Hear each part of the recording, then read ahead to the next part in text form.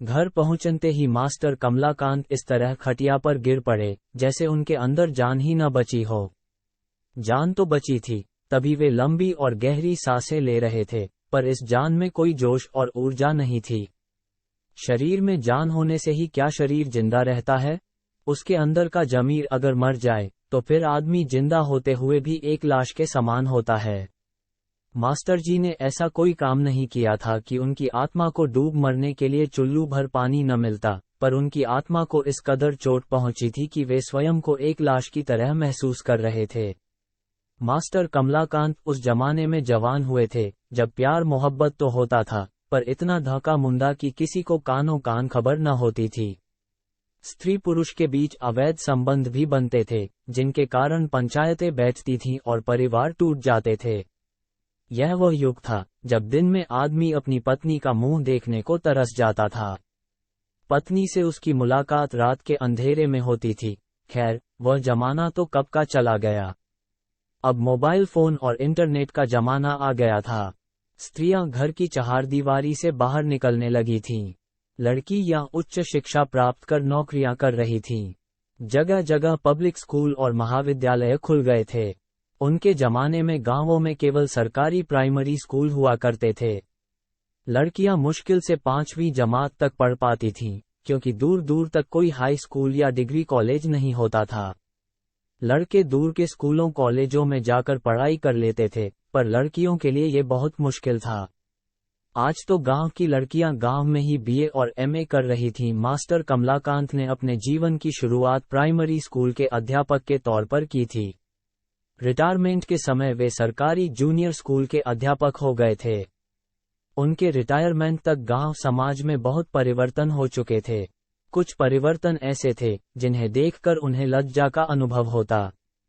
वे सोचते, काश ये सब देखने के पहले वे मर जाते तो उनकी आत्मा को शांति मिलती, पर शायद अभी उनके जीवन में बहुत कुछ देखना बदा था।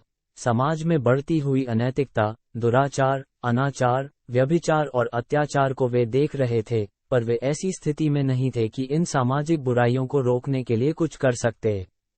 मन ही मन खींचते थे, गुस्सा होते थे, पर इसके सिवाय वे कुछ नहीं कर सकते थे। जब कोई परिचित मिलता तो उसके सामने मन की भड़ास निकालते। सामने वाला कुछ देर तक सुनता, उनकी हाँ में हाँ मिलाता और फिर जैसे ऊब जाता। वह बहाना बनाकर निकल लेता। उनकी समझ में न आता कि समाज को ये क्या हो गया है। लड़कियां खुलेआम लड़कों के साथ घूमने लगी हैं, बेशर्मी से हाथ में हाथ डालकर घूमती हैं। लड़कों के शरीर से ऐसे चिपक कर चलती हैं जैसे उनके शरीर में चुंबक लगा हो। हद तो तब हो जाती है जब वह आसपास के लोगों से बेखबर चूमा चाटी करने लगते हैं। सबकी आंखों के सामने खेतों में घुस जाते हैं, झाड़ियों के पीछे छिप जाते हैं।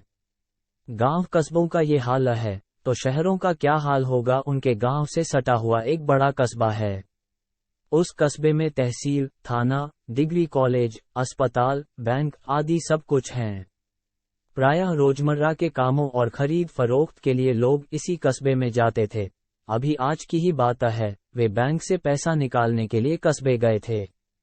वापसी में धूप तेज हो गई तो एक पेड़ के नीचे सुस्ताने के लिए बैठ गए थे। पैदल ही जाते थे। उन्हें बैठे 2-4 मिनट ही हुए होंगे कि उन्होंने देखा, सड़क के दूसरी तरफ पेड़ के नीचे एक लड़का और लड़की बिल्कुल सटकर खड़े हुए थे। वे आलिंगनरत थे और एक दूसरे का चुंबन कर रहे थे। वे अपनी क्रियाओं में इतना व्यस्त थे कि उन्हें आसपास की गतिविधियों और आने जाने वालों का भी ध्यान नहीं था। कमलाकांत की तरफ भी उन्होंने ध्यान नहीं दिया था। कमलाकांत न चाहते हुए भी उस तरफ देख रहे थे।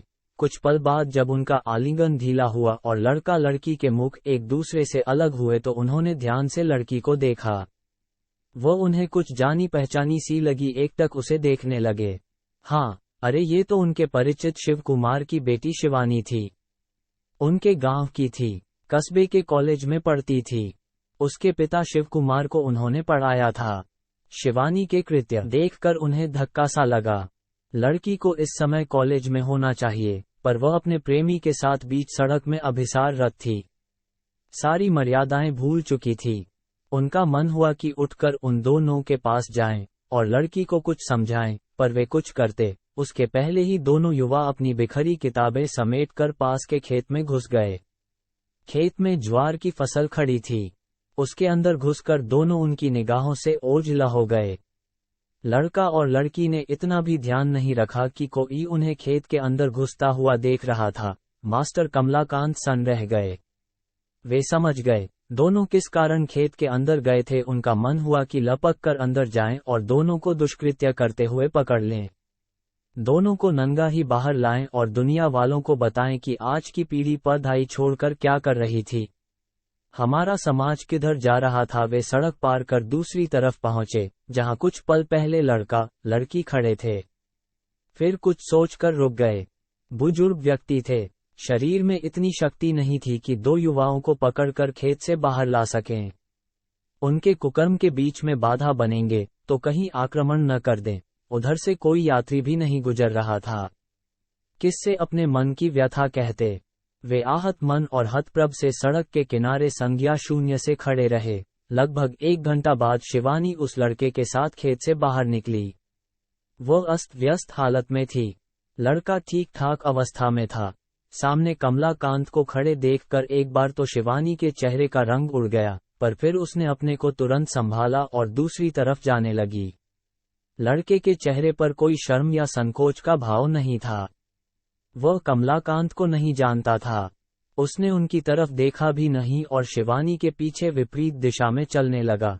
कमलाकांत उन्हें यूं ही नहीं जाने देना चाहते थे। वे लपक कर उसके पीछे पहुंचे। जोर से पूछा, तुम शिवानी हो ना?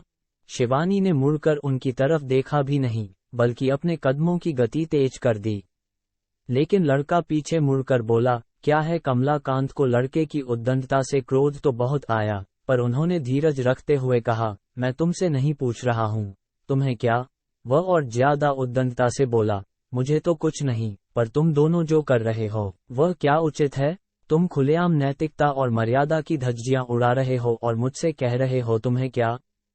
क्या तुम्हें अपने दुष्कर्म पर शर्म भी नहीं आती? ये कौन से संस्कार तुम्हारे माँ बाप ने तुम्हें दिए हैं कि पढ़ाई छोड़कर तुम खेत के अंदर दुराचार कर रहे हो? कौन सा दुराचार? हम एक दूसरे से प्यार करते हैं? लड़के ने ऐंठते हुए कहा। कमलाकांत को लड़के के अक्खड़पन और उग्र स्वभाव पर गुस्सा तो बहुत आ रहा था, पर वे उस युवा लड़के से भिड़ने की हिम्मत नहीं जुटा पा रहे थे। वह जिस तरह उनकी बातों का जवाब दे रहा था, उससे वे स्वयं को अपमानित महसूस कर रहे थे। जिसे शर्म आनी चाहिए, वह दुस्साहस कर रहा था। प्यार? यह कौन सा प्यार है? ये तो वासना है। तुझे क्यों तकलीफ हो रही है बे? तू क्या इसका बाप है? लड़का अभद्रता पर उतर आया था। इस बीच शिवानी थोड़ा परेशान सी दिखने लगी थी। उसने लड़के के कान में धीरे से कहा, वे मेरे परिचित हैं? चलो यहाँ से। और उसने लड़के का हाथ पकड़कर आगे की तरफ खींचा। फिर भी लड़का पीछे की तरफ मुड़कर उनको क्रोधित आंखों से घूरता जा रहा था, जैसे उन्हें कच्चा चबा जाएगा। कमलाकांत को लगा जैसे भरी भीड़ में किसी ने उन्हें जूता मार दिया था। लड़का लड़की तो चले गए, पर अपने पीछे एक सम्मानित व्यक्ति की आत्मा को लात मार कर गए थे। अपनी मृत आत्मा की लाश अपने अंदर समेटे वह काफी देर तक वहीं खड़े रहे, फिर धीरे धीरे गांव की तरफ चल पड़े। गांव के अंदर पहुंचकर उन्होंने कुछ सोचा और फिर शिवप्रसाद के घर की तरफ मुड़ गए। शिवप्रसाद को उन्होंने पढ़ाया था। वे इतना अपमानित महसूस कर रहे थे कि शिवप्रसाद से मिलकर उसकी बेटी की करतूत के बारे में बताना उचित समझा। यह उम्र बड़ी खतरनाक होती है। लड़कियों पर ध्यान न दिया जाए तो वे बिगड़ जाती हैं। इस उम्र में पैर फिसलने से न केवल लड़की का जीवन बर्बाद होता है, माँ बाप की जो बदनामी होती है वो उन्हें किसी को मुंह दिखाने लायक नहीं छोड़ती। शिवप्रसाद घर पर नहीं था। घर में उसकी बीवी क्या उसकी बेटी की करतूत माँ को बताया उचित होगा? वे उस वक्त अपमान, क्षोभ और क्रोध में डूब उतर आ रहे थे। लगभग विवेक शून्य हो चुके थे। बिना आगा पीछा सोचे वे बोले, बहू, तुम्हारी बेटी कहाँ है? काका, वह तो कॉलेज गई है। कोई काम था क्या? नहीं, पर तुमको पता है तुम्हारी बेटी कॉलेज जाने के नाम पर कहाँ जाती है? कभी पता किया कि वो कॉलेज ही जाती है या कहीं और जाती है? वह क्या गुल खिला रही है, इसका कुछ पता है तुमको? यह क्या कह रहे हो काका? मेरी बेटी कहाँ जाती है? इसके बाद कमलाकांत ने जो देखा था सब शिवानी की माँ से बयान कर दिया। वह कुछ देर तक तो सनसी बैठी रही, कुछ मनन करती रही, फिर जोर से बोली, काका, आप बुजुर्ग हैं। मेरी बेटी के बारे में ऐसी बात करते हुए आपको शर्म आनी चाहिए। इतना बड़ा इल्जाम लगाने के पहले कुछ सोच लिया होता। आप हमसे किस जन्म का बदला ले रहे हैं? मैं अपनी बेटी को बहुत अच्छी तरह जानती हूँ। वह बहुत सीधी सी है। इस तरह का कुकर्म हरगिज नहीं कर सकती। वह केवल पढ़ाई की तरफ ध्यान लगाती है। आप क्यों उसे बदनाम करना चाहते हैं? हमारा आपसे क्या बैर है? शिवानी की माँ तैश में ये सब कहे जा रही थी। दरअसल वह माँ थी। वह जानती थी कमलाकांत सही कह रहे थे, पर वह अगर उनकी बात नहीं काटती तो वह किसी को भी यह बात बता सकते थे। इस तरह की बातों को कोई भी माँ बाप सहजता से स्वीकार नहीं करता, क्योंकि वह अच्छी तरह जानते हैं कि स्वीकार करने में ज्यादा बदनामी है। आरोपों का खंडन करके वह बदनामी के दाग से बचने का आसान रास्ता अख्तियार करते हैं। यही शिवानी की माँ कर रही थी। कमलाकांत भौचक से रह गए। वे 70 साल के हो चुके थे। अध्यापकी जैसे सम्मानित पेशे से जुड़े रहे थे। आज तक किसी ने उनकी बात नहीं काटी, उन्हें झूठा नहीं कहा, पर शिवानी की माँ को उनकी बात पर विश्वास नहीं हो रहा था। या वह जानते बूझते मक्खी निगल रही थी। उन्होंने शांत भाव से कहा, बहू, मैं तुमसे किस बात का बदला लूंगा? मेरी तुमसे क्या दुश्मनी? शिव प्रसाद मेरा शिष्य है। मैंने उसे पढ़ाया है। मैंने तो जो देखा तुमसे बयान कर दिया, ताकि तुम लोग अपनी बेटी को समझ सको। वो गलत रास्ते पर जा रही है, उसको सही रास्ते पर लाना तुम्हारा काम है। कल को ये बात सबको पता चलेगी तो क्या तुम अपने माथे से कलंक मिटा सकोगी? काका, मैं अच्छी तरह जानती हूँ मेरी बेटी ऐसी नहीं है, पर आपने अगर गांव में मेरी बेटी को बदनाम करने की कोशिश की तो समझ लीजिए आपका बहुत बुरा होगा। पंचायत के सामने आपकी इज्जत उतार कर रख दूंगी। ये स्पष्ट चेतावनी थी। कमलाकांत का शिवानी की माँ का ये तेवर समझ में नहीं आ रहा था। तुम मेरी क्या बदनामी करोगी? मैंने तुम्हारे साथ क्या कर दिया? आप झूठ झूठ मेरी बेटी को बदनाम कर रहे हैं। मैं उसे क्यों बदनाम करूंगा? वे हताश स्वर में बोले। शिवानी की माँ अब उग्र रूप में आ चुकी थी, इसलिए कि आपकी नजर मेरी बेटी पर है। उसने आपको घास नहीं डाली तो आप उसे पूरे गांव में बदनाम करते फिर रहे हैं। ये तुम क्या कह रही हो बहू? तुम तो उल्टा मेरे ऊपर इल्जाम लगा रही हो। तुमको अपनी बेटी की करतूत का पता नहीं, न समझने की कोशिश कर रही हो। उल्टे मेरे खिलाफ इल्जाम लगाने लगी। इससे क्या वह कुकर्म करना छोड़ देगी? वह क्या करेगी, क्या नहीं करेगी, यह आप हमारे ऊपर छोड़ दीजिए, पर अगर आपने मेरी बेटी की बदनामी की तो पंचायत के सामने यही इल्जाम आपके ऊपर लगाऊंगी, समझ लीजिए। ये साफ धमकी थी। कमलाकांत समझ गए। पता नहीं आज किसका मुंह देखकर उठे थे। 70 साल की उम्र में यही देखने के लिए बाकी बचा था।